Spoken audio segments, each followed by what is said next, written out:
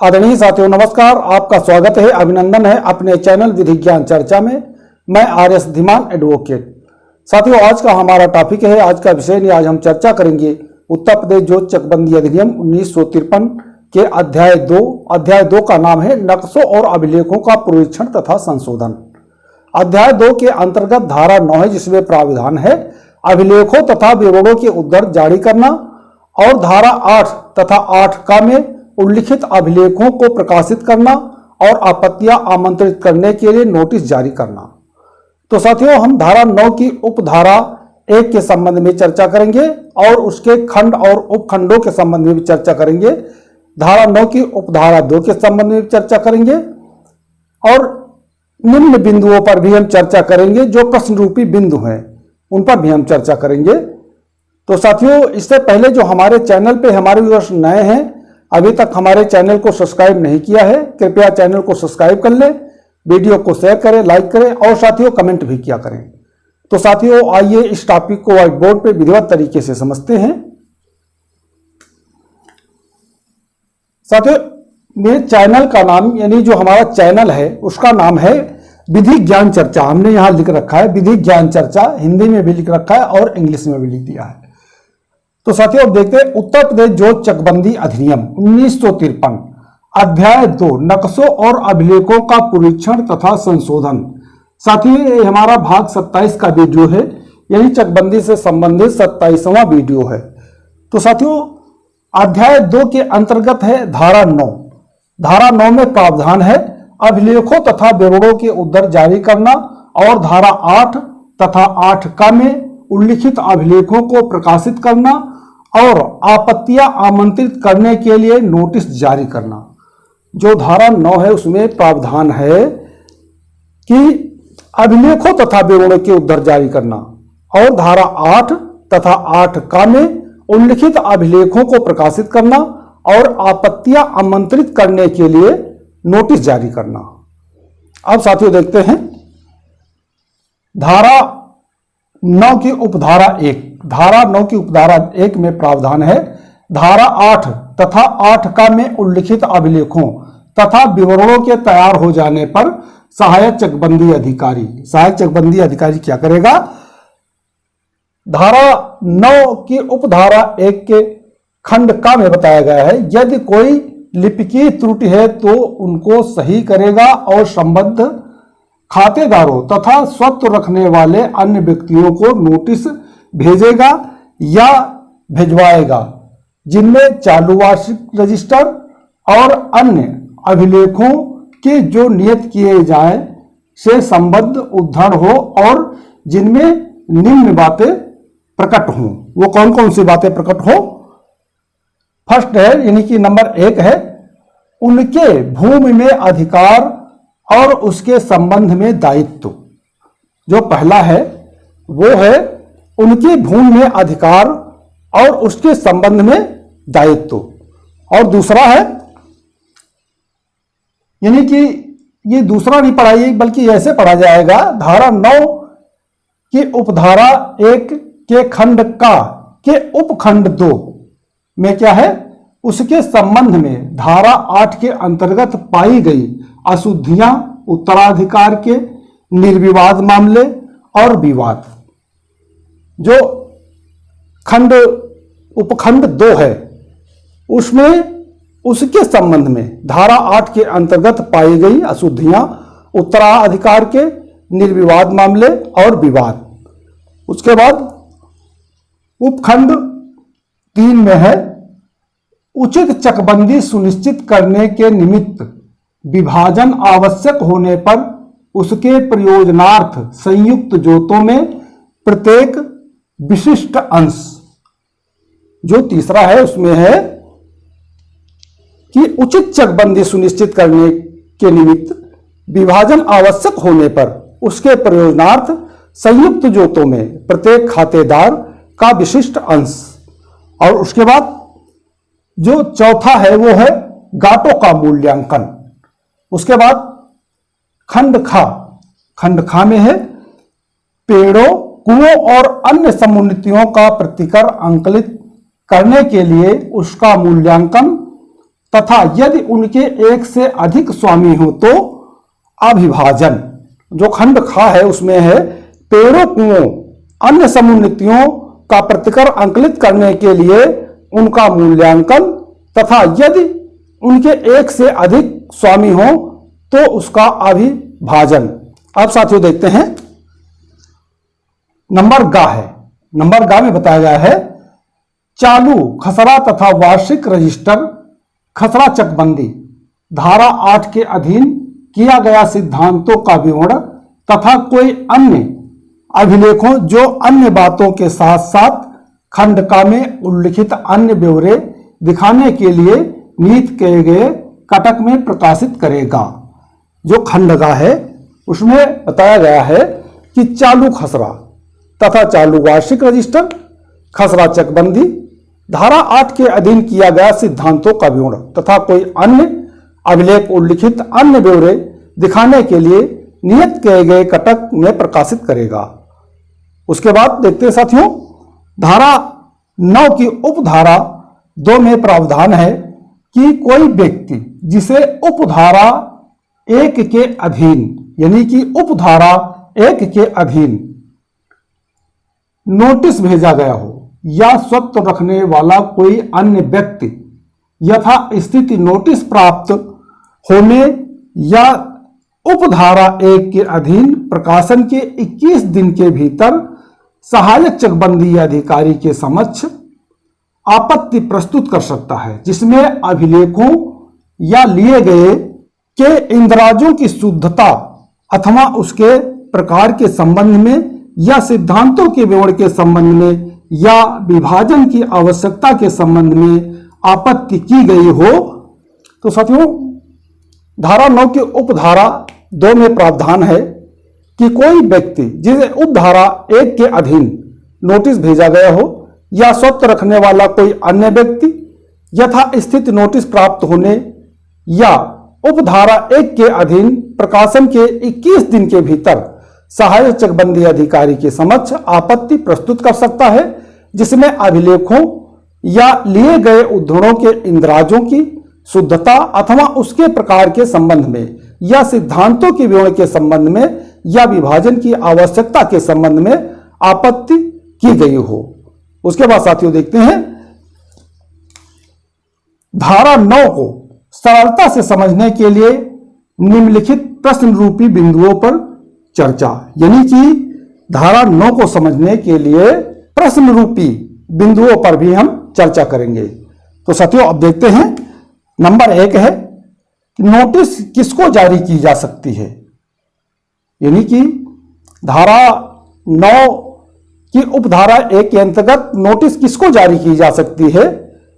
तो साथियों धारा 9 की उपधारा 1 में विधान किया गया है कि धारा 8 तथा 8 का में अभिलिखित अभिलेखों तथा विवरणों के तैयार हो जाने के पश्चात सहायक चकबंदी अधिकारी लिपिकीय अशुद्धियों को यदि कोई हो तो शुद्ध करने के पश्चात संबद्ध खातेदारों तथा स्वत्व रखने वाले अन्य व्यक्तियों को नोटिस भेजेगा। उसके बाद साथियों देखते हैं जो दूसरा पॉइंट है दूसरा प्रश्न बनता है वो है आपत्ति कौन प्रस्तुत कर सकता है।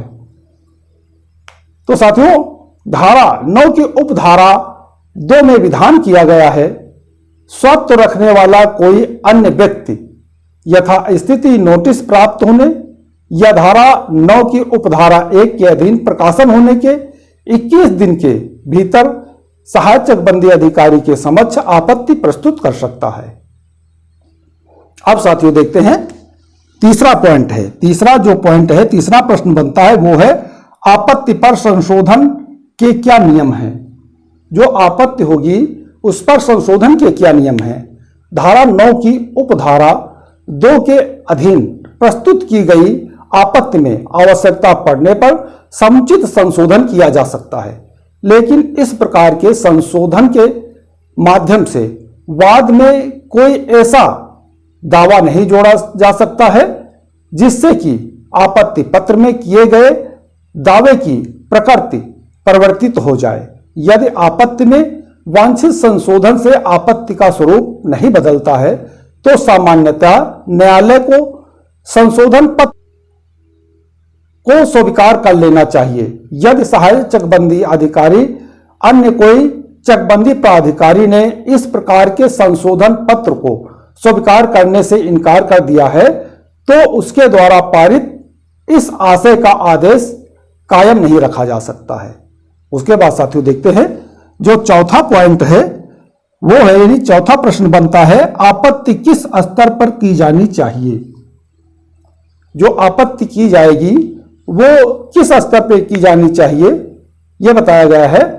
तो साथियों बताया गया धारा 9 की उपधारा 2 में विधान किया गया है कि आपत्ति सहायक चकबंदी अधिकारी के समक्ष नियत समय के अंदर प्रस्तुत कर दिया जाना चाहिए। यदि कोई आपत्तिकर्ता उचित स्तर पर आपत्ति नहीं करता है तो बाद में उसके द्वारा किया गया दावा पोषणीय नहीं होगा। उसके बाद साथियों देखते हैं नंबर 5 है, जो पांचवा पॉइंट है, पांचवा प्रश्न बनता है वो है आपत्ति न प्रस्तुत करने के क्या परिणाम होंगे। जो पांचवा पॉइंट है, जो पांचवा प्रश्न बनता है वो बनता है आपत्ति न प्रस्तुत करने के क्या परिणाम होंगे। जब कोई खातेदार हित निहित व्यक्ति द्वारा धारा 9 की उपधारा 2 या धारा 9 की का के अधीन आपत्ति नहीं प्रस्तुत करता है तो बाद में उसके द्वारा किए जाने वाला दावा उत्तर प्रदेश जो चकबंदी अधिनियम की धारा 11 का तथा 49 के उपबंधों से बाधित होगा। तो अब साथियों देखते हैं छठा पॉइंट। जो छठा प्रश्न है वो है आपत्ति किसके समक्ष प्रस्तुत की जाएगी। जो आपत्ति होगी वो किसके समक्ष प्रस्तुत की जाएगी। तो इस अधिनियम की धारा 9 की उपधारा 2 में यह विधान किया गया है कि कोई खातेदार या हितबद्ध व्यक्ति नोटिस प्राप्त होने या उपधारा 1 के अधीन प्रकाशन के 21 दिन के अंदर सहायक चकबंदी अधिकारी के समक्ष आपत्ति या आपत्तियां प्रस्तुत कर सकता है। उसके बाद देखते हैं नंबर 7।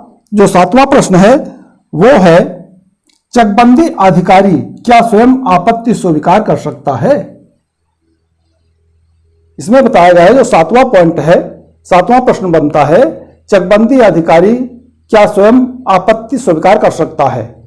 तो साथियों उत्तर प्रदेश जो चकबंदी अधिनियम 1953 की धारा 9 की उपधारा 2 में यह विधान किया गया है कि कोई भी खातेदार या अन्य हितबद्ध व्यक्ति धारा 9 की उपधारा 1 के अधीन नोटिस प्राप्त करने या उक्त धारा के अधीन प्रकाशन के 21 दिन के अंदर सहायक चकबंदी अधिकारी के समक्ष आपत्ति प्रस्तुत कर सकता है।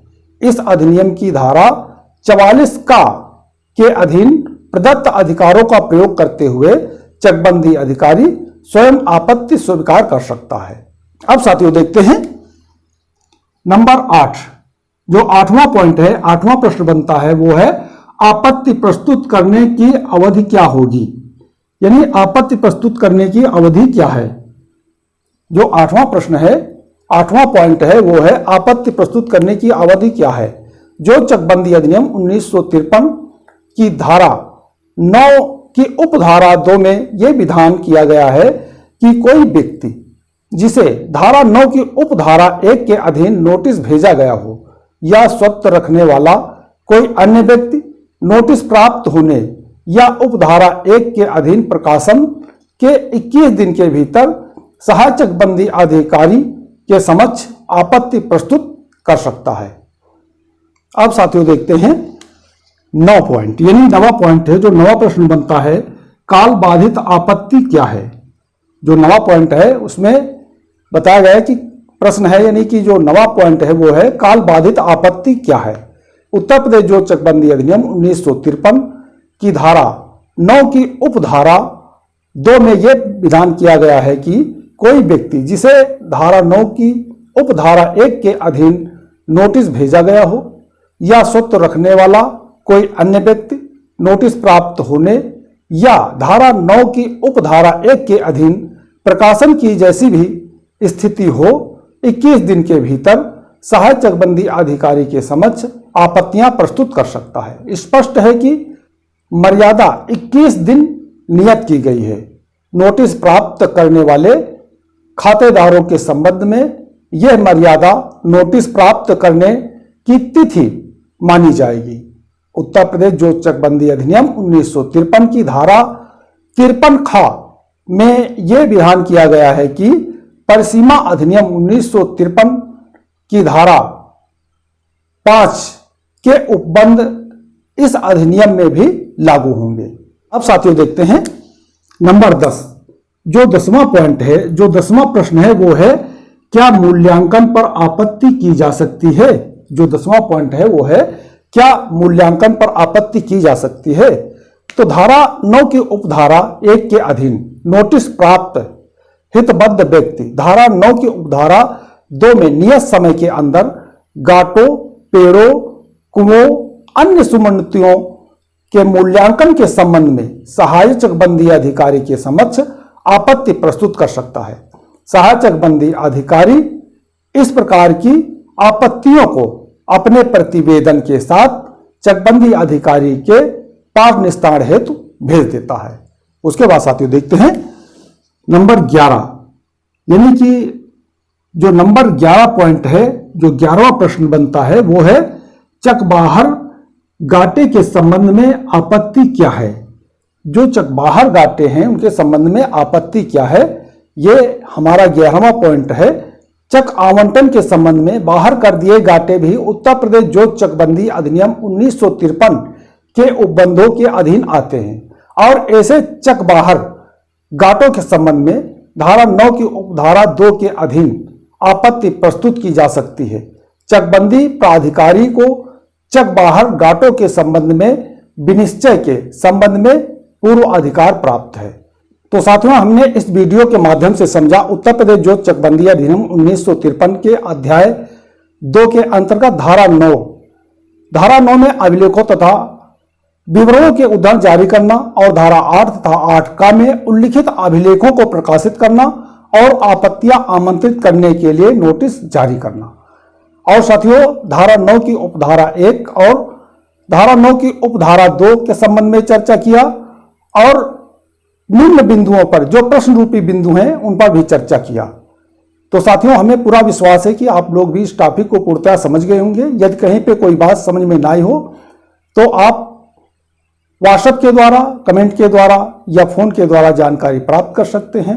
साथियों इससे पहले हमने धारा 8 के संबंध में चर्चा किया जिसमें है खसरा तथा चालू वार्षिक रजिस्टर का निरीक्षण संयुक्त जोतों के मूल्यों और अंशों के अवधारण के संबंध में और धारा 8 का के संबंध में भी चर्चा किया जिसमें चकबंदी के सिद्धांतों का विवरण तैयार करना के संबंध में है। ये हमारे वीडियो चैनल पे पड़े हुए आप देख सकते हैं।